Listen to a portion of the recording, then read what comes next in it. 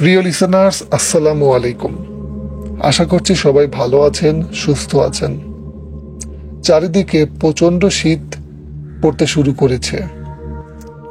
এই শীতের রাত্রে ভৌতিক ঘটনা শোনার মোক্ষম মুহূর্ত বলে আমি মনে করি। এই শীতের রাত্রের ভৌতিক ঘটনা শুনতে কিন্তু আমার কাছে বেশ ভালো লাগে। আপনাদের কেমন লাগে অবশ্যই কমেন্ট করে জানাবেন। আজকেও বেশ কিছু ভৌতিক ঘটনা নিয়ে আপনাদের সামনে হাজির হয়েছি। আশা করছি ঘটনাগুলি আপনাদের খুবই ভালো লাগবে। ঘটনা শুরু করার আগে একটি কথা বলতে চাই, যারা আমাদের চ্যানেলটি এখনো সাবস্ক্রাইব করেননি তারা প্লিজ আমাদের চ্যানেলটি সাবস্ক্রাইব করবেন, আর প্রতিটি ভিডিওতে লাইক, শেয়ার আর আপনাদের মূল্যবান মতামত কমেন্টের মাধ্যমে জানাতেও ভুল করবেন না। চাইলে আপনারা আপনাদের সঙ্গে ঘটে যাওয়া বা আপনাদের পরিচিত কারোর সঙ্গে ঘটে যাওয়া ভৌতিক ঘটনাগুলিও আমাদেরকে পাঠাতে পারেন।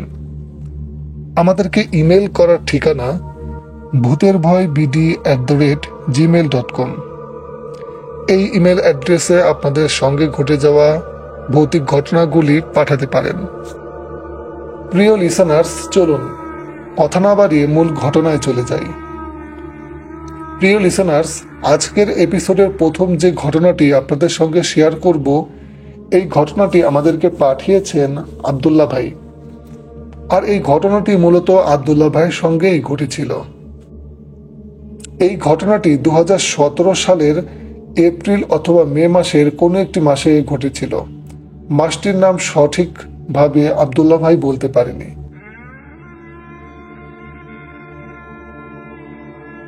আব্দুল্লাহ ভাই ছিলেন একটি কনস্ট্রাকশন কোম্পানির স্টোর ম্যানেজার।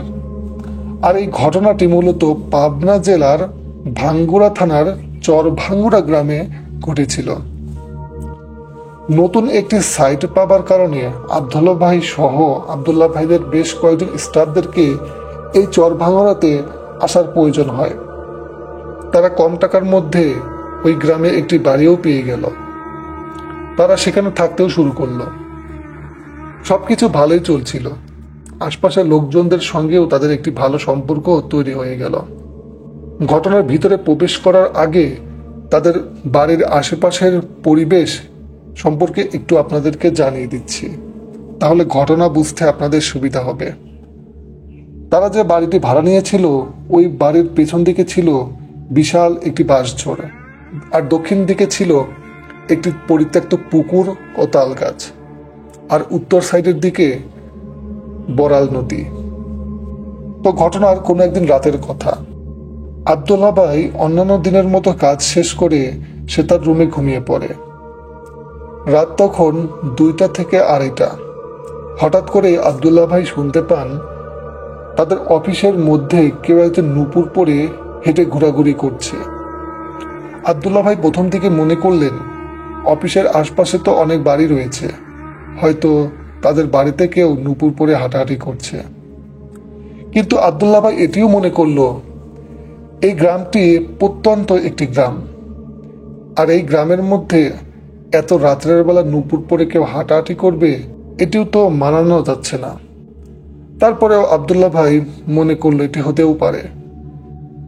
এই কথাটি ভাবার পরে আব্দুল্লাহ ভাই একটু কেসে ওঠেন। তার কাশির শব্দে মনে হলো ওই নুপুর পরা কেউ একজন দ্রুত দৌড়ে অন্যদিকে চলে গেল। পরের দিন সকালে আব্দুল্লাহ ভাই তাদের স্টাফদের সঙ্গে এই বিষয়টি শেয়ার করে। কিন্তু আব্দুল্লাহ ভাই নিজেও জানতেন তাদের অফিসে রাত্রের বেলা তো দূরের কথা, দিনের বেলাও কোনো মেয়ে ঢোকার কোনো পারমিশন এখানে নেই। তাদের মেইন দরজাটি সবসময় থাকতো তালাবদ্ধ, অথবা কেউ যদি ঢুকতেও চায় তাকে তার পরিচয় দিয়ে ভিতরে ঢুকতে হতো। ওই অফিসের অন্যান্য স্টাফরা তাকে বলতে থাকে হয়তোবা বাড়ির অন্য পাশের কেউ একজন নুপুর পরে হাঁটাহাঁটি করেছে, আর সেই শব্দটি আব্দুল্লাহ ভাই শুনেছিল। তো আব্দুল্লাহ ভাই এই বিষয়টি আর আমলে নেননি। সাধারণ বিষয় ভেবেই সে বিষয়টি উড়িয়ে দিল। যেহেতু আমি আগেই বলেছিলাম আব্দুল্লাহ ভাইদের সঙ্গে ওই গ্রামের বেশ কিছু মানুষের সাথে ভালো একটি সম্পর্ক তৈরি হয়েছিল, তাই মাঝে মধ্যে তারা সময় পেলে বিভিন্ন আড্ডায় মেতে ওঠেন। তো আড্ডার কোনো একটি ফাঁকে আবদুল্লাহ ভাই ওই গ্রামেরই স্থানীয় কিছু মানুষদেরকে এই কথাটি শেয়ার করেন। আবদুল্লাহ ভাই বলল, আমাদের অফিসের আশেপাশের কেউ কি ডান্স করে বা নূপুর পরে কেউ কি হাঁটাহাঁটি করে রাত্রের বেলায়? এই কথাটি শোনার পরে ওই স্থানীয় লোকজন কেমন যেন একটি গম্ভীর চেহারায় এই আবদুল্লাহ ভাইয়ের দিকে তাকিয়ে রইল। আবদুল্লাহ ভাই একবার ভাবলো, আমার এই বলাটা কি ভুল হয়েছে বা তারা এভাবে কেন আমার দিকে তাকিয়ে আছে? আবদুল্লাহ ভাই আবারও তাদেরকে জিজ্ঞেস করলো, আসলে কোনো কি সমস্যা? তখন তাদের মধ্যে একজন বলে ওঠে, আপনি যে শব্দটি শুনেছেন এটি কোনো স্বাভাবিক বা সাধারণ শব্দ নয়। এটি ছিল একটি মাথা কাটা পরীর নুপুরের শব্দ। এই কথাটি শোনার পর আবদুল্লাহ ভাই একটু চমকে ওঠেন যে মাথা কাটা পরী এর মানে কি? তখন ওই লোকটি বলে ওঠেন, আপনারা যে বাড়িটি ভাড়া নিয়েছেন এই বাড়ির আশপাশের জায়গাটি খুবই খারাপ। অনেক আগে থেকেই এই এলাকার ওই বাড়ির আশপাশের বেশ কিছু জায়গায় অনেক ভয়ানক অনেক ভৌতিক ঘটনাও ঘটেছে। আপনারা এখানে নতুন এসেছেন বলে তাই এগুলো জানেন না। তো আবদুল্লাহ ভাই এবার ওনাকে ধরে বসেন যে আসলে কি ভৌতিক ঘটনা এখানে ঘটে আমাদেরকে জানান। শুরুর দিকে তারা বলতে চায় না। আবদুল্লাহ ভাইয়ের অনেক জোরাজুরির পরে তারা বলতে রাজি হয়। তিনি এবার বলতে লাগলেন, আপনারা যে বাড়িটি ভাড়া নিয়েছেন তার পেছনে রয়েছে বিশাল একটি বাঁশঝাড়, আর তার দক্ষিণ পাশে রয়েছে একটি পরিত্যক্ত পুকুর আর একটি তাল গাছ। সবাই ধারণা করে ওই তাল গাছেই এই পরীটির বসবাস। আর এখানে শুধু পরী নয়, এখানে বেশ কয়েকটি জিনেরও বসবাস রয়েছে। সুযোগ পেলেই মানুষের ক্ষতি বা মানুষকে মারাত্মকভাবে ভয় দেখায়। গভীর রাত্রের বেলায় এই মাথা কাটা জিন সহ তাদের অন্যান্য জিন এই রাস্তার আশেপাশে বিভিন্ন ভয়ানক আকৃতি নিয়ে ঘুরে বেড়ায়। অনেক সময় মানুষের সামনেও এই জিনিসগুলো পড়ে যায়, আর তখন মানুষকে বিভিন্ন ক্ষতি বা বিভিন্ন ভয়ানক আকার ধারণ করে তাদেরকে ভয় দেখায়। আবদুল্লাহ ভাই বলেন, কি ঘটনা ঘটেছে একটু আমাদেরকে বলেন। তখন ওই ব্যক্তি একটি ঘটনা শেয়ার করেন আবদুল্লাহ ভাইয়ের উদ্দেশ্যে। ওই ব্যক্তিটি আবদুল্লাহ ভাইয়ের উদ্দেশ্য করে বলতে থাকেন, আজ থেকে 5-7 বছর আগের কথা। আমি কোনো একটি কারণে পাবনা গিয়েছিলাম, আর সেখানে কাজ শেষ করতে করতে অনেক রাত হয়ে গিয়েছিল। আমাদের গ্রামটি ছিল প্রত্যন্ত একটি গ্রাম। আমাদের এলাকার চলাফেরার প্রধান যানবাহনই ছিল অটো ভ্যান। আর এই রাত্রের বেলায় গাড়ি না পেয়ে আমি হেঁটেই রওনা দিলাম। গ্রামের পরিবেশ, তারপরে প্রত্যন্ত একটি গ্রাম, রাস্তাঘাটে কোনো মানুষ নেই। আমি হেঁটেই রওনা দিচ্ছিলাম। হাঁটতে হাঁটতে যখন আমি আমাদের গ্রামের প্রায় অনেকটা কাছাকাছি চলে এসেছি, তখন দূর থেকে রাস্তার উপরে কিছু একটা পড়ে আছে দেখতে পেলাম। আমি আরেকটু সামনে গেলাম। সামনে গিয়ে যে জিনিসটি দেখতে পেলাম তা আমি দেখার জন্য প্রস্তুত ছিলাম না। দেখতে পেলাম একটি লাশ রাস্তার উপরে আড়াআড়ি ভাবে পড়ে আছে।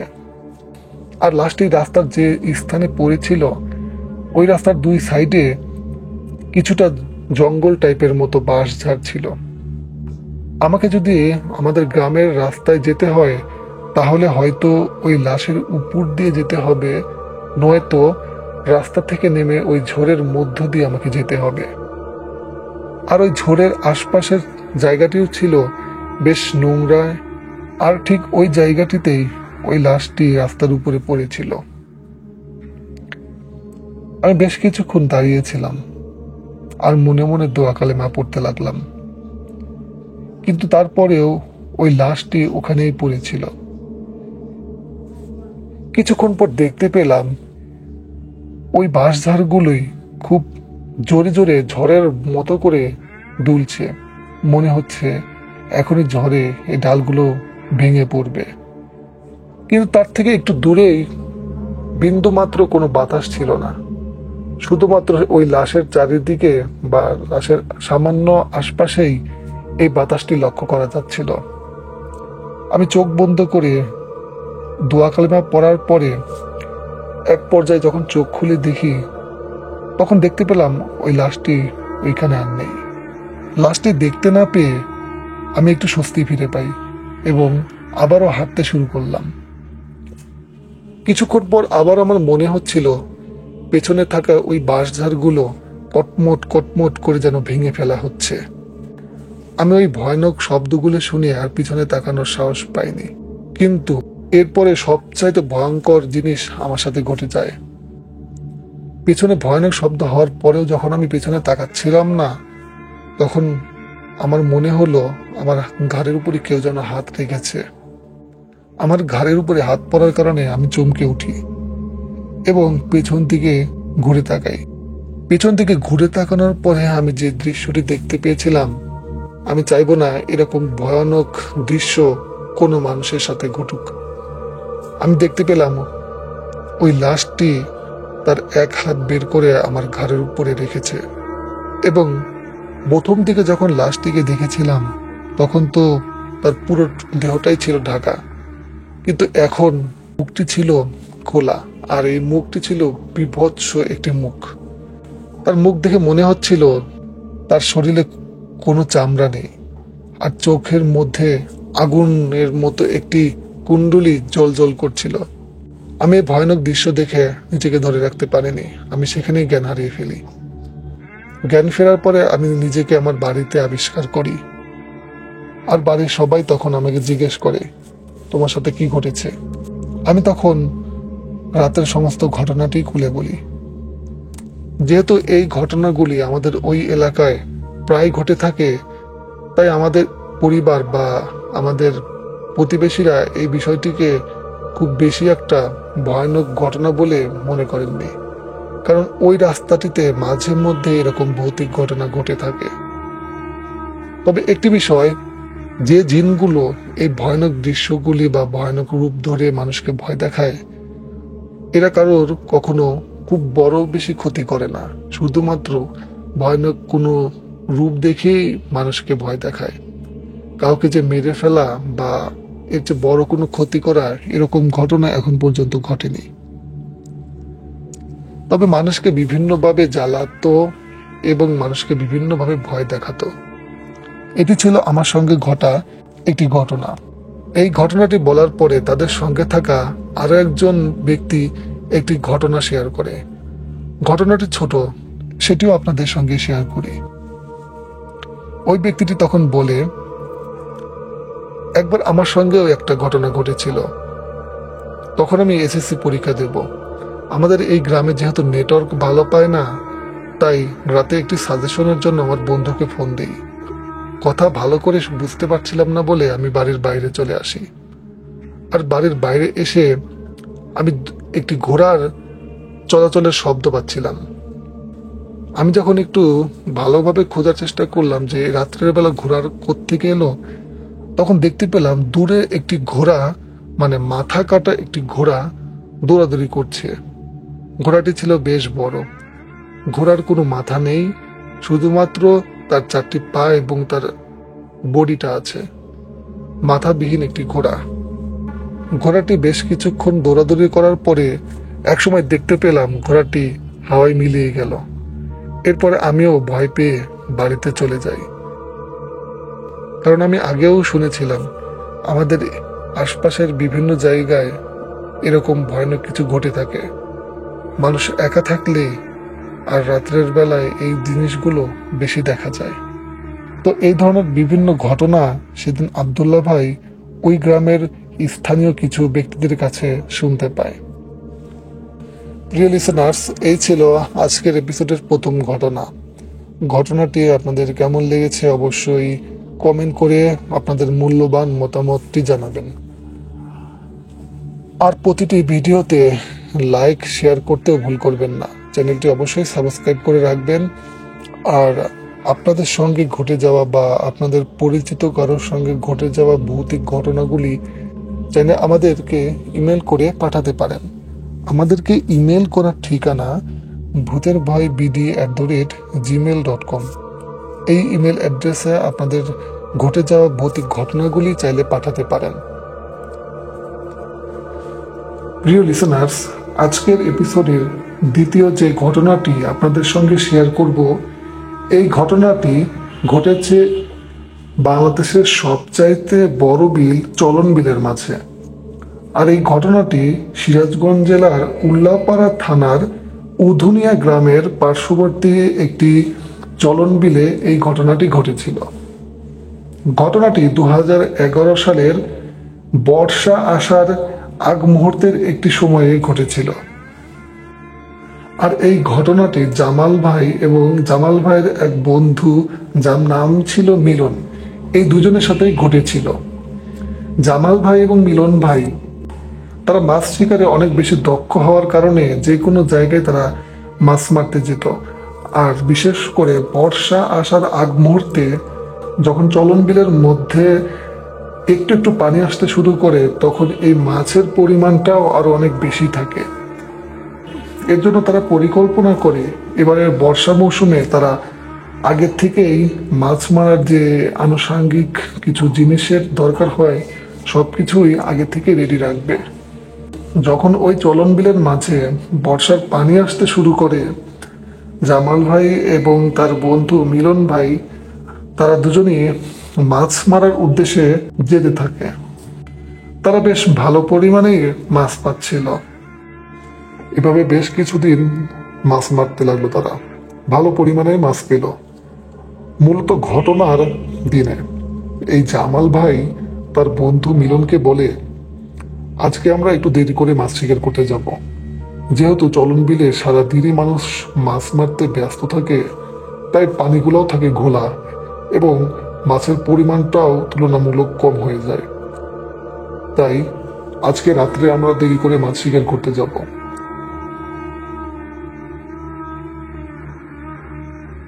আর সারা রাত মাছ শিকার করে সকালের দিকে আমরা বাসায় ফিরব। তো যেই কথা সেই কাজ। সেদিন আকাশটা একটু মেঘলা ছিল, গুড়ি গুড়ি বৃষ্টিও পড়ছিল। এর মাঝেই মিলন ভাই এসে জামাল ভাইকে ডাক দিতে থাকেন। তো জামাল ভাই বের হয়ে আসে। জামাল ভাই এবং মিলন ভাই ওই চলন বিলের মাঝখানে যাত্রা শুরু করে। তাদের বাড়ি থেকে ওই চলন বিলের দূরত্ব ছিল প্রায় 1/2 কিলোমিটার। হেঁটে গেলে 8 থেকে 10 মিনিটের মতো লাগে। ওই চলন বিলের বিবরণটা আমি দিয়ে নিচ্ছি। তারা যখন ওই চলন বিলে গিয়েছিল তখন সময়টা ছিল রাত 1টা। তারা যখন ওই চলন বিলে গিয়েছিল, হাতে গোনা 2-3 জনকে তারা দেখতে পেয়েছিল। জামাল ভাই এবং মিলন ভাই মাছ মারতে শুরু করে। তারা বেশ ভালো পরিমাণেই মাছ মারতে লাগলো। এভাবে মাছ শিকার করতে করতে জামাল ভাই এবং মিলন ভাই তারা দুজন দুই দিকে আস্তে আস্তে সরে দিতে লাগলো।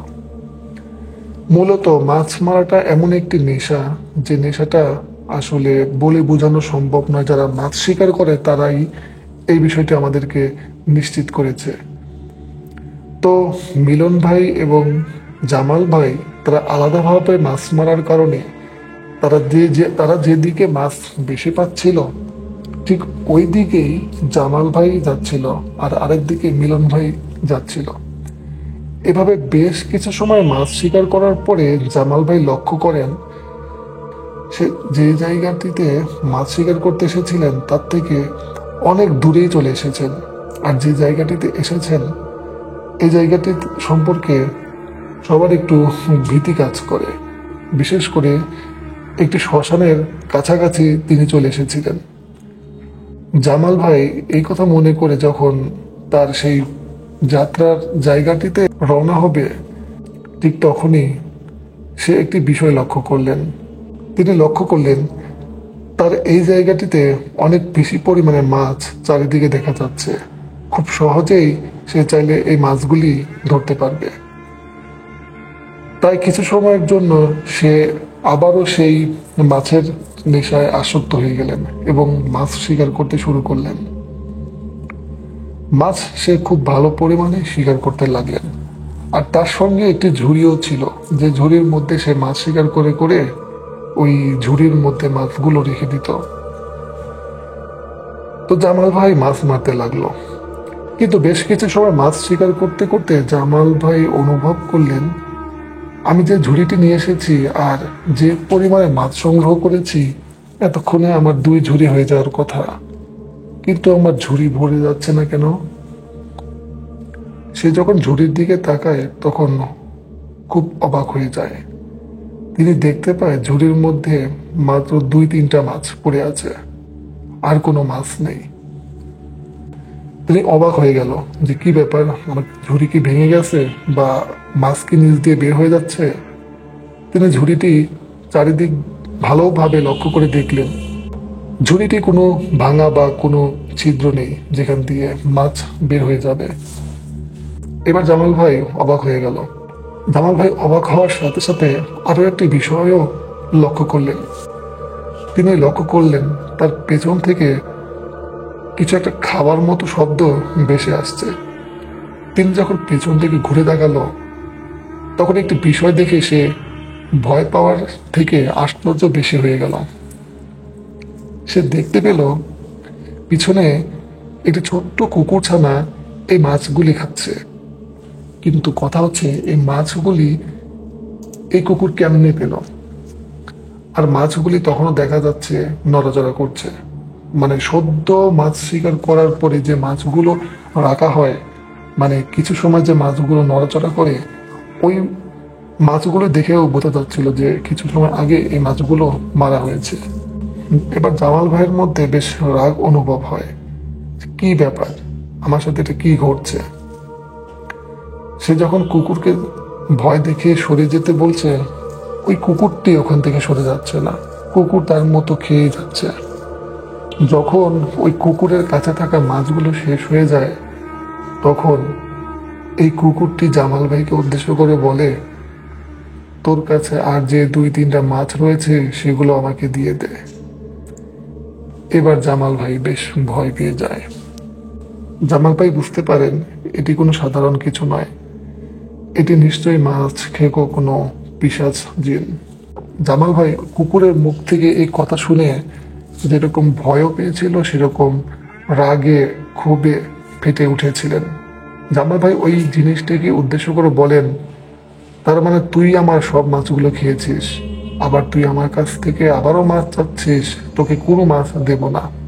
তখন ওই কুকুরের আকৃতির ওই জিনিসটি আবারও বলে ওঠে, আমি আবারও তোর কাছে মাছ চাচ্ছি, তুই মাছগুলো দিয়ে দে, নয়তো তোর ক্ষতি হবে। জামাল ভাই এবারও বলে ওঠে, আমি কোনো মাছ দিব না, তুই কি করতে পারিস কর। ঠিক ওই মুহূর্তেই জামাল ভাই আরো একটি ভয়ঙ্কর দৃশ্য দেখতে পায়। জামাল ভাই দেখতে পান ওই শ্মশান ঘাটের ওই দিক থেকে একটা বড় আলো টাইপের কিছু একটা উড়ে আসছে। আর মুহূর্তের মধ্যেই এই কুকুরের কাছে এসে একটি বড় কুকুরের আকৃতি ধারণ করলো। জামাল ভাই এই কুকুরের দৃশ্যটি দেখে প্রচন্ড পরিমাণ ভয় পেয়ে যায় এবং জামাল ভাইয়ের কাছে থাকা সেই 2-3টা মাছ ওই পিশাচের উদ্দেশ্য করে ছুড়ে দেয়। কি ভাবছেন ঘটনা এখানেই শেষ? না, ঘটনার আরো ভয়াবহতা বা ভয়ানক কিছু সামনে অপেক্ষা করছিল। জামাল ভাই যখন ওই পিশাচদেরকে ওই মাছগুলো ছুড়ে দেয়, এরপরে ওই পিশাচগুলো ওখান থেকে অদৃশ্য হয়ে যায়। কিন্তু জামাল ভাই দেখতে পান ওই জায়গাটিতে অনেকগুলো কাটা পড়ে আছে। এরপর জামাল ভাই চিন্তা করেন, আমি তো অনেক দূরে চলে এসেছি, আর আমি আমার বন্ধুকে নিয়ে এসেছিলাম, সেই মিলনই বা এখন কোথায়?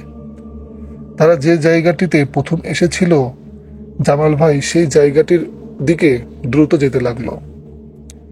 কিন্তু জামাল ভাই লক্ষ্য করলেন এই পুরো চলনবিলের মধ্যে আর কোনো মানুষ দেখা যাচ্ছে না। আমি যেহেতু আগে বলেছিলাম তারা গভীর রাত্রে মাছ শিকার করার জন্য এই চলনবিলে এসেছিল, তাই সে ওই গভীর রাত্রে চলনবিলে আর কোনো মানুষ দেখতে পাচ্ছিলেন না। কিন্তু তার বন্ধু মিলন তো থাকার কথা, কিন্তু সে তার বন্ধুকেও দেখতে পাচ্ছিল না। তার বন্ধুকে সে চিৎকার করে ডাকতে লাগলো, কিন্তু মিলন ভাইয়ের কোনো সারা শব্দ এই জামাল ভাই তখনও পাচ্ছিলেন না। জামাল ভাই চিন্তা করলেন, মিলন ভাই তো খুব একটা সাহসী মানুষ নয়, কোনো কিছু দেখে আবার ভয় পেল নাকি, বা কোনো বিপদের সম্মুখীন হলো কিনা। এই চিন্তা করে সে আরো দ্রুত ওই জায়গাটিতে যেতে লাগলো। একসময় সে জায়গাটিতে জামাল ভাই চলে আসে, কিন্তু কোথাও মিলন ভাইকে খুঁজে পায় না। অনেকক্ষণ খোঁজাখুঁজির পর জামাল ভাই অনেকটা ক্লান্ত হয়ে যায়, কারণ সে যে জায়গাটিতে মিলন ভাই থাকবে বলে চিন্তা করেছিল, সেই জায়গাতে মিলন ভাইকে না পেয়ে সে আরো 1 কিলোমিটার জায়গা জুড়ে দৌড়ে দৌড়ে এই মিলন ভাইকে খুঁজছিলেন। অনেক খোঁজাখুঁজির পর যখন মিলন ভাইকে খুঁজে না পায়, তখন সে চিন্তা করলেন, আমি এখন তাহলে বাড়ির উদ্দেশ্যে রওনা দিই। এমনও হতে পারে মিলন বাড়িতে চলে গিয়েছে আমাকে না পেয়ে। এই চিন্তা করে মিলন ভাই যখন বাড়ির দিকে রওনা হবে, ঠিক তখন পেছন থেকে গোঙানির মতো একটি শব্দ তার কানে ভেসে আসলো। সে দেখতে পেল চরণবিলের একটি পাশে সামান্য একটু জঙ্গলের মতো কিছু একটা রয়েছে। ওই জঙ্গলের ভিতর থেকেই এই জামাল ভাই ওই মিলন ভাইয়ের গোঙানির শব্দ পাচ্ছিল। জামাল ভাই যখন ওই গোঙানির শব্দটা পায়, আর তখন বুঝতে পারেন এটি তো মিলন ভাইয়ের কণ্ঠ, তখন সে দ্রুতই ওই ছোট্ট একটু জঙ্গল টাইপের মতো ওই ঝোড়ের মধ্যে গিয়ে মিলন ভাইকে খুঁজতে থাকে। তিনি অবাক হয়ে যান, সেখানে গিয়ে দেখতে পান মিলন ভাই নেই, কিন্তু ওখানে একটি ছোট্ট কুকুরছানা মিলন ভাইয়ের মতো করে শব্দ করে গোঙাচ্ছিল। আর জামাল ভাই যখন ওই কুকুরটিকে দেখে, তখন ওই ছোট্ট কুকুরছানাটি একটি ভয়ানক রূপ ধারণ করে জামাল ভাইয়ের দিকে তাকিয়েছিল। জামাল ভাই ওই কুকুরটিকে দেখে বুঝতে পেল এটি কোনো সাধারণ কুকুর নয়। প্রথমত, সাধারণ কুকুর হলে কখনোই মানুষের মতো করে গোঙাতে পারত না, আর দ্বিতীয়ত এত ভয়ানক ভাবে সে কোনো মানুষের দিকেও তাকাতো না। মুহূর্তের মধ্যেই ওই কুকুরটি অনেক বড় একটি কুকুরের আকৃতি ধারণ করলো, এবং জামাল ভাই তো তখন ওই দৃশ্যটি দেখে আবারও ভয় পেয়ে যায়। সে মনে মনে ভাবলো, আমি তো ওই পিশাচদেরকে মাছ দিয়েছিলাম, তাহলে আমার সাথে আবারও কেন এরকম ঘটনা ঘটছে। ঠিক তখনই ওই বড় আকৃতির ধারণ করা ওই কুকুরটি, তখন ওই পিশাচটি বলে ওঠে, তুই যাকে মাছ দিয়েছিস সেটা অন্য একজন পিশাচ ছিল। তুই যে একটা আলোর মতো উড়ে আসতে দেখেছিস ওই শ্মশানঘাট থেকে, ওটাই ছিলাম আমি। কিন্তু তুই যে 2-3টা মাছ দিয়েছিস, ওই 2-3টা মাছে আমার কোনো কিছুই হয় না। আমাকে আরো মাছ দে, নয়তো তোর ক্ষতি হবে। এভাবে ওই পিশাচ জিনটির সাথে জামাল ভাইয়ের বেশ কিছুক্ষণ কথা কাটাকাটি হয়। এক পর্যায়ে ওই পিশাচ জিনটির সাথে এই জামাল ভাইয়ের ধস্তাধস্তি শুরু হয়। এক পর্যায়ে জামাল ভাই জ্ঞান হারিয়ে ফেলেন। বেশ কিছু সময় পর এই জামাল ভাইয়ের আবার জ্ঞান ফিরে আসে। সে তখন দেখতে পায় মিলন ভাই তার সামনে বসে আছে। জামাল ভাই এবার চমকে ওঠেন, মিলন ভাইকে বলে ওঠেন, তুই কোথায় গিয়েছিলি? আমি তোকে এত খুঁজছিলাম, কিন্তু তোকে কোথাও খুঁজে পাচ্ছিলাম না। তখন মিলন ভাই বলল, আমি তোর পাশেই মাছ মারছিলাম, তুই হয়তো আমাকে খেয়াল করিসনি।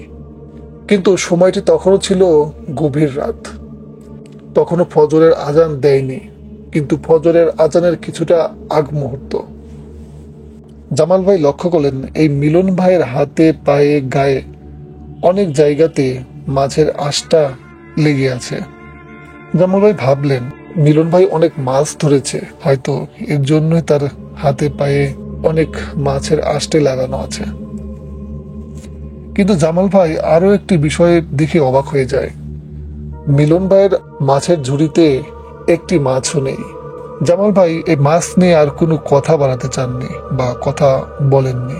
তবে আরো একটি কথা শুনে এই জামাল ভাই অবাক হয়ে যায়, তা হচ্ছে মিলন ভাই তখনও জামাল ভাইকে বলছিল, চল ওইদিকে অনেক মাছ দেখা যাচ্ছে, মাছগুলো ধরে আসি।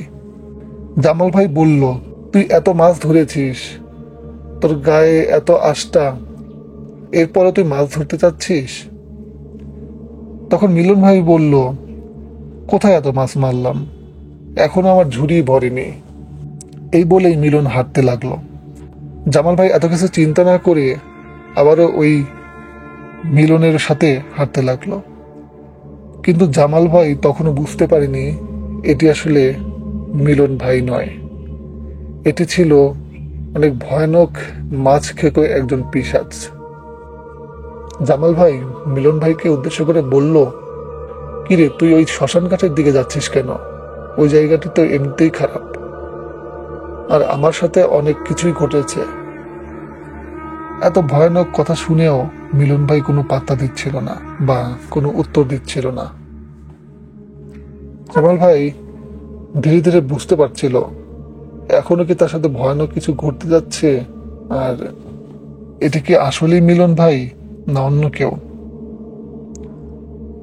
এই চিন্তা করে যখন মিলনের পায়ের দিকে লক্ষ্য করে, তখন সে দেখতে পায় এই মিলন ভাইয়ের আকৃতি ধারণ করে যে জিনিসটি এসেছে, এটি আসলে মাটিতে হেঁটে হেঁটে যাচ্ছে না, মাটি থেকে সামান্য একটু উঁচুতে কেমন যেন ভেসে ভেসে যাচ্ছে। তখন তো জামাল ভাই পুরোপুরি শিওর হয়ে যায় যে আর তার সাথে আরো ভয়ানক কোনো কিছু সামনে ঘটতে যাচ্ছে।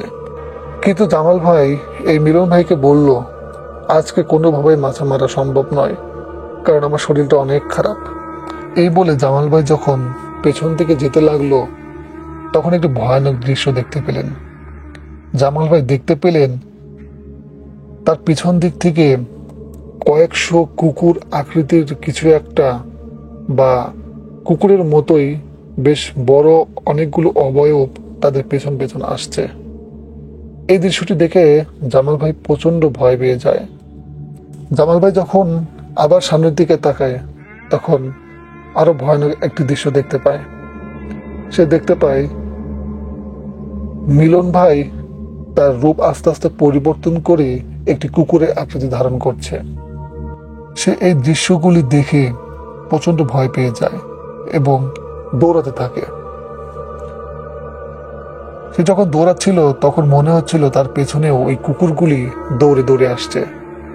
আর এক সময় জামাল ভাই তার পিঠে প্রচন্ড জোরে একটি আঘাত পান, আর তখনই জ্ঞান হারিয়ে ফেলেন। জ্ঞান ফেরার পরে জামাল ভাই তার বাড়িতে তাকে আবিষ্কার করেন। এরপর জামাল ভাই তার সঙ্গে ঘটে যাওয়া সমস্ত ঘটনা পরিবারের সকলের কাছে শেয়ার করে।